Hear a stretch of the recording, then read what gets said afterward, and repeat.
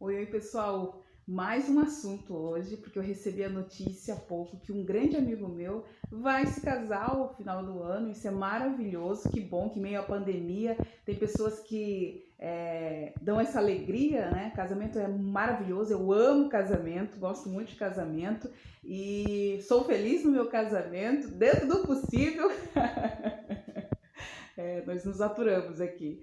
Mas o que eu quero dizer para vocês é o seguinte, é sobre a questão legal do casamento. Muitas pessoas pensam assim, vou me casar, é muito amor, é muita alegria, é muita festa, vou experimentar vestidos, mas esquece da questão legal do casamento. O casamento, ele é um contrato entre duas pessoas, ele tem um regimento, né? Algo que rege ele juridicamente. Por isso que no nosso país nós temos o casamento legal, o que é o padrão. O trivial aqui é a comunhão parcial de bens. Como assim? Esse meu amigo, por exemplo, ele tem alguns bens, então ele casando no regime de comunhão parcial de bens, caso ele se divorcie, coisa que eu não quero, mas pode acontecer, esses bens anteriores ao casamento, eles não se comunicam, quer dizer, ele não vai ter problema de ter que dividir esse bem com a cônjuge caso chegue a um divórcio. Também reflete na questão da sucessão, caso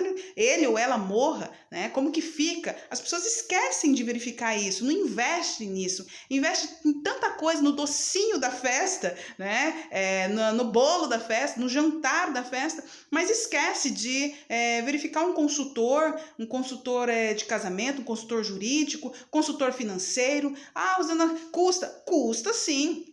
É um investimento. Eu posso dizer para vocês que muitas pessoas têm preconceito em buscar conhecer, porque pensa assim, se eu falar sobre finança com o meu noivo, com a minha noiva, já vai desconfiar que eu quero divorciar, que eu não estou entrando 100% no casamento, nada disso. É importante os noivos chegarem, conversarem, tirarem as dúvidas com profissionais, né? Verificarem o que vão assinar. Por muito tempo, o nosso regime de casamento no país, o legal, foi a comunhão universal de bens. Existe ainda o regime de comunhão universal de bens? Existe. Só que a pessoa precisa pedir, precisa falar que quer casar através desse regime. E aí é feito um pacto, né? Um pacto antinupcial para esse regime de casamento e comunhão universal, assim como outros. A questão de separação legal, a questão de separação convencional. Eu não vou me ater aqui a essas questões, mas se você quer que eu explique um pouquinho melhor sobre tudo isso daí, coloque aqui nos comentários, Ana, explica, eu quero saber mais, eu quero me casar, não tenho pretendente, mas eu vou me casar uma hora ou outra, ou já tenho, tô a fim de casar. Enfim, qual que é a diferença de união estável e casamento? Aqui eu estou falando de casamento, porque muitas pessoas vivem em união estável, têm os seus direitos resguardados, porém não é casamento. União estável é uma coisa, casamento é outra. Eu estou falando de casamento. É um contrato, se firma algo, né? Duas pessoas, elas vão lá, elas registram, né? Elas passam a sua condição de vida, a sua questão social muda, né? Passa a ser uma pessoa casada.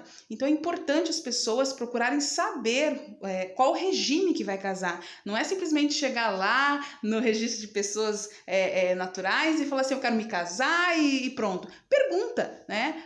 O funcionário mesmo, na época que eu me casei, eu perguntei, eu não era advogada, então eu não sabia, eu fui perguntar. E ele me explicou quais eram os regimes, eu e meu esposo conversamos e casamos naquele regime que a gente achou melhor para nós dois. Tá? E a questão do regime do casamento reflete também quando há morte, a questão da sucessão, muitas vezes um dos cônjuges já tem filhos, então é importante sim conversar, sem desconfiança, quebrar os tabus, né? As pessoas elas têm que quebrar esse tabu de não conversar com pessoas que podem estar ajudando, né? Um consultor financeiro, um consultor jurídico, para chegar e fazer algo muito bom. Fugindo um pouco aí, indo para a questão financeira, quantas e quantas pessoas investem aquele absurdo no casamento para um dia de alegria e 5 anos de muita luta, né? Porque os valores acabam sendo exacerbados a fim de agradar outras pessoas. Eu só vou casar uma vez na vida. Quem disse, né? Espero que seja uma vez só. Mas lembrando que existe o fenômeno morte né? Eu não falo aqui só de divórcio, existe a questão do fenômeno morte também. A pessoa pode ficar viúva, né? Diz que viúva é quem vai, enfim, não vamos entrar nisso não.